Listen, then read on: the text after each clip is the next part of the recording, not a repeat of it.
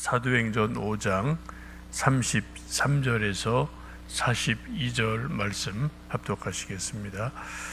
그들이 듣고 크게 노하여 사도들을 없이하고자 할세 바리새인 가말리엘은 율법 교사로 모든 백성에게 존경을 받는 자라.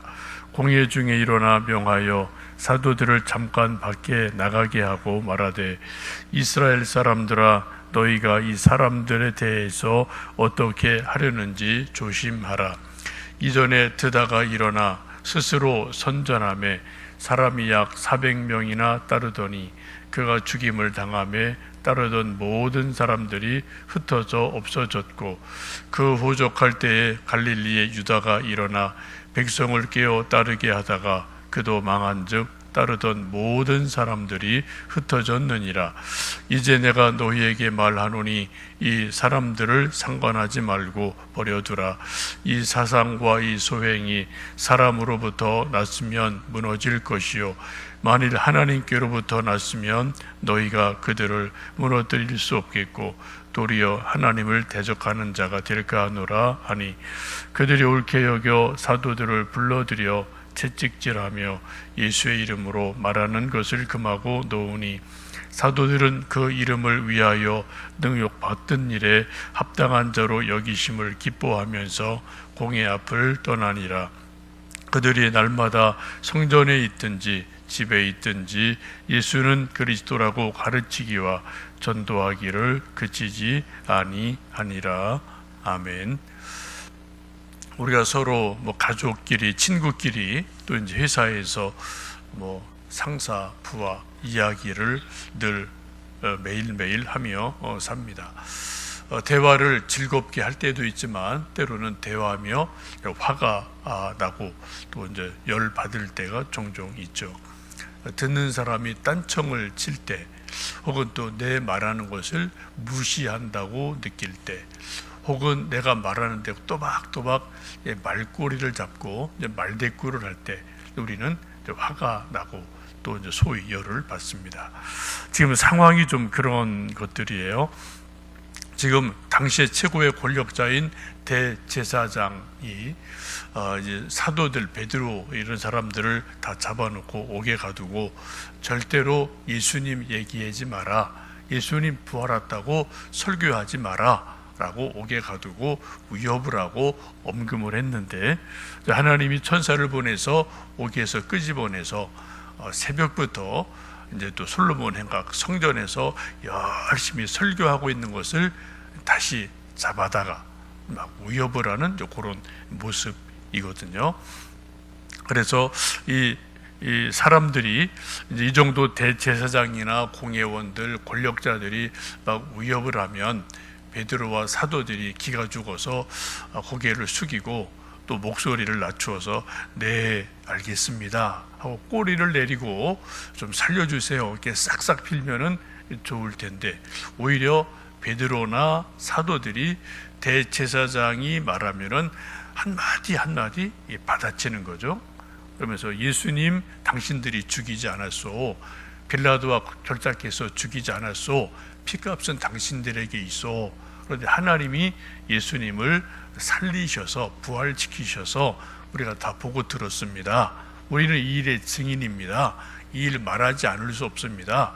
사람 말 듣는 것보다 하나님 말씀 듣는 게 더 옳지 않겠습니까? 라고 한마디 한마디 다 대꾸를 해요. 그리고 또 당당하게 말을 하니까 지금 33절에 보시면은 그들이 듣고 대제사장과 여러 사람들이죠. 그들이 듣고 크게 노하여 사도들을 없이 하고자 했다라고 말씀을 합니다. 이제 대제사장과 그 당시 권력자들이 아주 크게 화가 난 거죠. 분노가 일어났습니다. 요즘 우리 말로 말하면은 열을 받아서 뚜껑이 열렸다 이렇게 말을 해도 될 것 같아요. 그래서 그들을 죽이려고 합니다. 없이 하려고 합니다. 그 위기의 순간에 한 사람이 등장합니다. 우리 34절, 35절 말씀을 읽습니다. 바리새인 가말리엘은 율법 교사로 모든 백성에게 존경을 받는 자라. 공회 중에 일어나 명하여 사도들을 잠깐 밖에 나가게 하고 말하되 이스라엘 사람들아 너희가 이 사람들에 대하여 어떻게 하려는지 조심해라 라고 말합니다. 이 위기의 순간에 한 사람이 등장을 합니다. 바리새인이라고 말해요. 가말리엘이라는 사람을 소개합니다. 율법 교사라고 그러죠. 율법 교사는 쉽게 말하면 랍비다라는 것입니다. 이 가말리엘이라는 사람은 당시 최고의 랍비예요. 랍비 중에 랍비입니다. 교수 중에 교수, 선생 중에 선생, 목사 중에 목사, 뭐 이런 정도로 칭호를 받는 아주 대단한 실력이 있는 분이고 또 인격적인 분이고, 그리고 오늘 성경 보시면은 그렇게 말씀하죠. 모든 백성에게 존경받는 자라. 한 부분 몇 사람한테 존경받는 것도 쉽지 않은데 당시 이스라엘 모든 백성에게 존경받는 선생님 랍비였다라고 말씀을 하고 있습니다. 이제 이 가말리엘의 가장 훌륭한 수제자가 우리 성경에 등장하는 사울이라는 청년이고, 나중에 이제 바울 사도가 되는 사람이 이 가말리엘의 수제자가 됩니다. 그래서 이 사울이라는 청년이 예수님 믿는 사람들을 뭐 옥에 가두고 죽이고 잡아오고 하는 일에 열심을 내다가 다메섹에서 부활하신 예수님 만나고 180도 확 돌아서죠. 전향을 하죠. 그래서 예수님의 제자가 되는 놀라운 일이 일어나고요. 그 전까지는 이 당시 최고의 랍비인 이 가말리엘의 수제자, 이 사람이 이제 사울이라는 청년이 됩니다. 오늘 말씀 보시면 이 가말리엘은 모든 백성에게 존경받는 사람이다 라고 말씀을 합니다. 한마디로 말씀드리면은 존경받는 어른이었다라는 말씀이죠. 우리가 이 시대를 살면서 뭐 똑똑한 사람도 많고 뭐 전문가도 많고 잘난 사람도 많은데 우리나라의 큰 뭐 세계적인 문제죠. 뭐 미국도 마찬가지, 뭐 중국도 마찬가지, 뭐 이북도 마찬가지, 뭐 다 이 시대의 가장 큰 문제가 뭡니까? 소위 어른이 없다는 거죠. 뭐 꼭 대통령일 필요는 없어요. 꼭 뭐 사장일 필요도 없어요. 그러나 하여튼 그분이 지식이나 인격이나 살아온 모든 내용에서 모든 백성들이 저분은 참 어른답다라고 인정할 만한 어른이 뭐 세계적으로 없어요. 그죠? 우리나라도 없어요. 다 뭐 자기가 잘났다고 그러는데 뭐 다 이제 시끌시끌 하지 않습니까? 이건 뭐 교회도 마찬가지이고요. 뭐 하여튼 세상적인 모든 분야에도 이런 일들이 있습니다. 이 아주 어른인 이 가말리엘이 일어나서 말을 해요. 이 사도들, 이 사람들 잠깐 바깥에 내보내고 우리끼리 공회죠.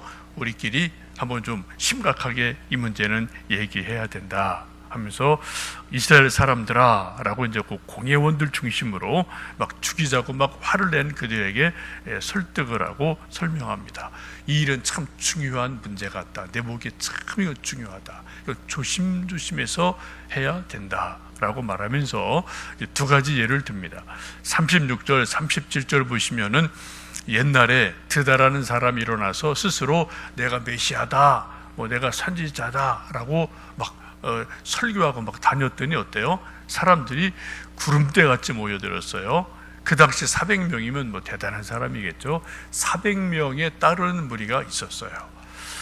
그러나 이 사람이 드다라는 사람이 죽으니까 따르던 무리가 다 흩어져 버렸어요. 모임이 없어져 버렸어요. 또 사람들 호적할 때 예수님 뭐 탄생할 때쯤이죠.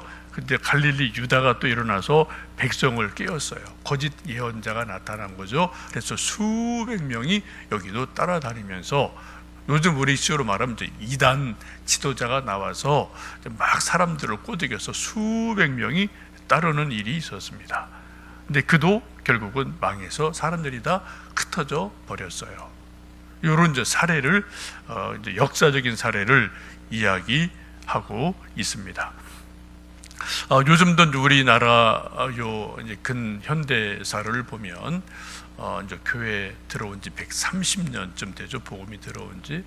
근데 이단도 뭐 수십 명이 있다 없다 뭐 그런 일이 있지 않습니까? 뭐 여러분 기억하시는 박대선 전도관.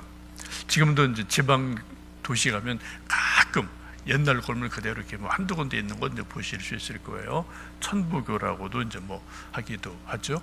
근데 박태선이 한때는 뭐 엄청나게 사람들을 몰고 다니고, 뭐 이제 선배님들 얘기 들으면 뭐 대전, 서울, 뭐 한강, 백사장 이런 데서는 인산인해를 이룰 정도로 사람들이 모이고, 뭐 기적이 나타나고, 하여튼 병이 낫고, 하여튼 뭐 이런 일이 있었다고 그래요. 근데 박대선 죽고 나니까 딱 흩어졌어요. 정말 이만큼밖에 안 남았어요. 왜요? 이게 가짜니까. 또 여러분 통일교 문선명도 엄청났죠. 근데 통일교 문선명도 딱 죽었어요. 아들들끼리 막 엄마랑 아들끼리 막 지금 뭐 재산 갖고 막 싸우고 있어요.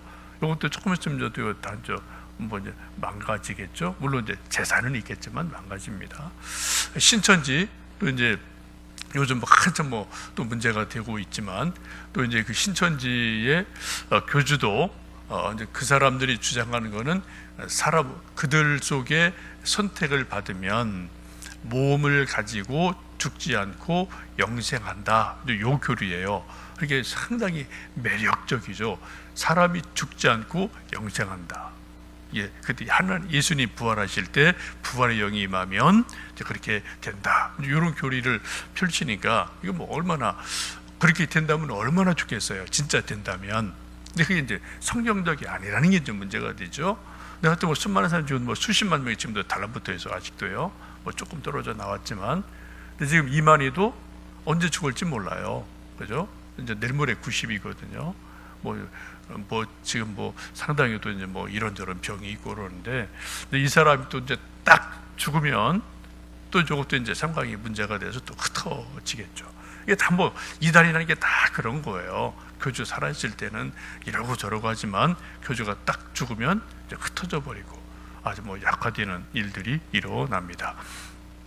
지금 가말리엘이란 이 아주 훌륭한 랍비가 일어나서 드다, 유다 이런 일이 우리가 저거 다 이런 일 알고 있지 않냐? 근데 다 망하지 않았냐? 만약 요 베드로와 12 사도들이 막 지금 까불고 다니고 예수님 부활했다고 그러고 뭐 3,000명이 회개하고 막 이런저런 일이 있는데, 이거 조금 지켜보자. 만약 이것이 사람에게서 난 거라면, 요 베드로 요 12명이 떠드는 사람이 한 거라면 요거는 조금 이따 이건 망한다. 이거 가짜니까. 근데 만에 하나 이게 정말 하나님이 하신 일이라면 이거는 망하지 않는다.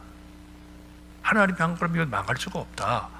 오히려 우리가 하나님을 방해하는, 우리 하나님 믿는 사람인데 우리가 가말리엘이라는 이 대장들이 오히려 하나님 대적하고 방해하는 하나님의 대적자가 되는 거다. 지금 서두르지 말고 뭐라고요? 조금 기다려보자. 조금 조심해서 인내하고 기다려보자. 아주 지혜롭게 말을 하죠. 그랬더니 거기 있던 사람들이 그 참 말이 된다. 일리가 있습니다. 딱 끄떡끄떡해서 사도들을 불러다가 매를 때리고, 다시는 절대로 예수님 얘기하지 마라, 부활했다고 말하지 마라, 위협을 하고 놓아 주게 됩니다. 여러분 요즘도 뭐 정치, 경제, 사회, 뭐 교회 여기저기 다들 뭐 이 말 저 말이 많아요. 참 이제 답답하고 안타까운 것은 어느 뭐 계통이든 그쪽 분야에서 모든 사람이 다 존경하고 참 그분 말씀이 맞습니다. 들을 만해 라고 인정하는 어른이 이제 없는 시대를 우리는 지금 살고 있습니다. 뭐 교회도 마찬가지고요. 그죠? 이제 한경직 목사님 계실 때는 그래도 뭐 이 말 저 말 있어도 한경직 목사님이 목사님들 모아놓고 이렇게 합시다. 그러면 이제 뭐 예 알겠습니다. 근데 이렇게 됐던 시대가 있는데, 이제 그 후로는 뭐 이제 그러지를 못하는 것이 또 이제 우리의 이제 안타까움이기도 합니다.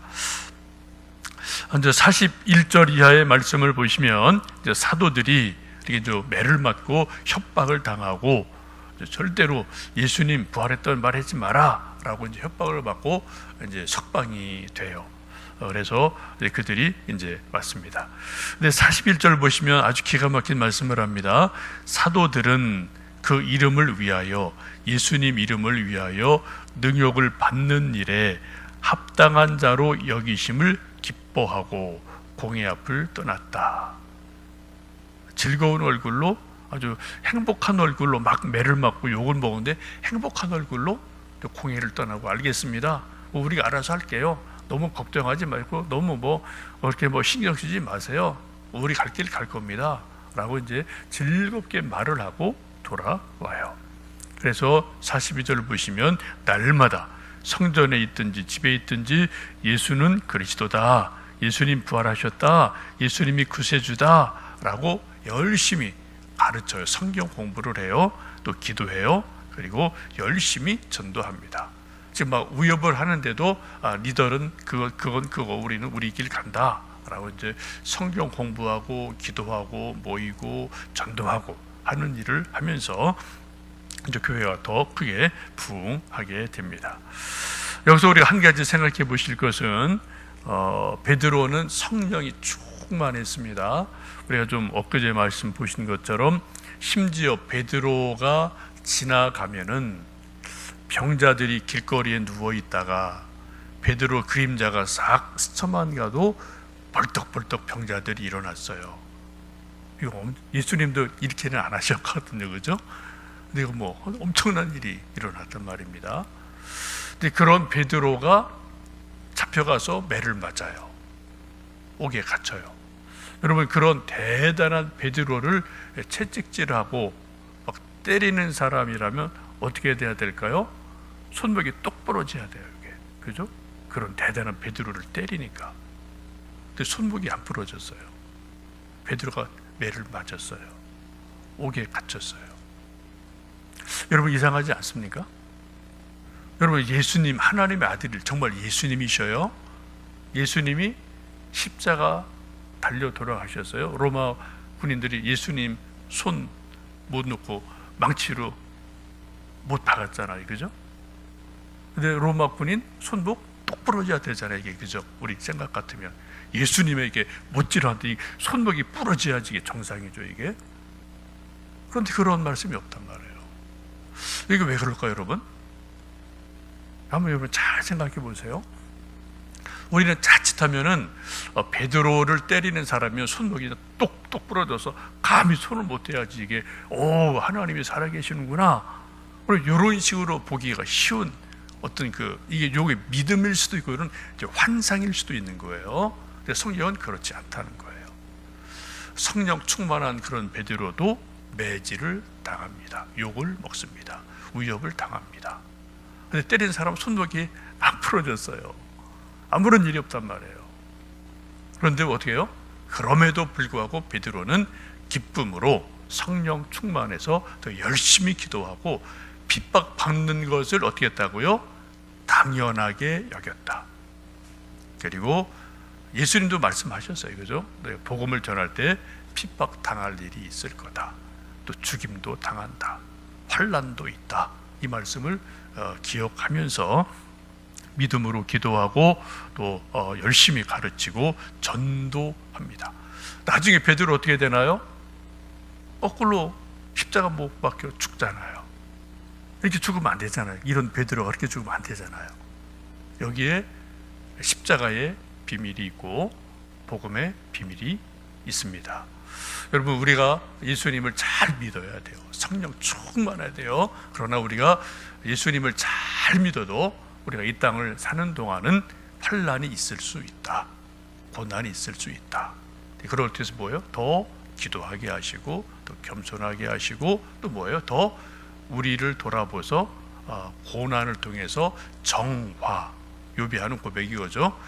내가 정금같이 되어 나올 것입니다 라고 또 겸손하게 정화되어가는 성숙한 믿음의 사람이 되어갑니다. 오늘도 이제 어른을 찾는 이 시대, 또 여러분 우리가 집에서 교회에서 또 일터에서 베드로 같은 한경직 목사님 같은 대단한 어른은 아니지만 그래도 좀 어른다운 어른이 우리가 될 수 있고 또 그런 사람들이 세워지도록 기도하고 또 그런 역할을 할 수 있었으면 좋겠습니다. 기도하겠습니다.